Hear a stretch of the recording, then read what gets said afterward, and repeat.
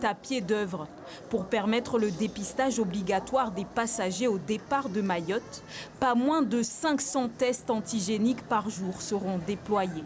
Avec cette mesure, l'anxiété gagne certains voyageurs.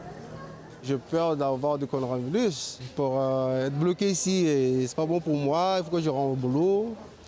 Il y a ma famille aussi qui m'attend. Je vais pouvoir partir s'il n'y a pas la tempête.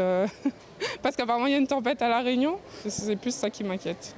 La rapidité de ces nouveaux tests, 30 minutes en moyenne au lieu de 48 heures pour le test PCR, pousse d'autres passagers à relativiser. J'ai été très bien accueillie, il n'y a eu aucun problème vraiment. Et surtout, ce n'était pas long du tout. Je ne l'ai pas fait à l'aéroport, je l'ai fait à la pharmacie. En même pas 15 minutes, j'ai eu le résultat.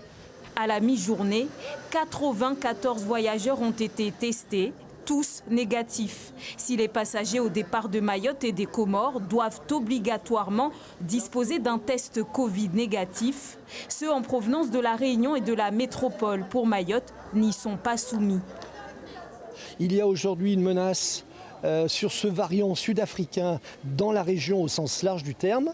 C'est la raison pour laquelle nous avons demandé la suspension des vols en provenance du Kenya à Mayotte dès mercredi. Et c'est la raison pour laquelle nous testons tous les passagers, puisque le décret l'exige, tous les passagers à destination de Mayotte, à destination de la Réunion et à destination de la métropole. Ça ne veut pas dire que demain, si la situation évolue, les passagers en provenance de la Réunion ne seront pas testés. Le centre de dépistage rapide de l'aéroport restera ouvert jusqu'à dimanche au moins. En moyenne, 700 passagers sont attendus ce mardi.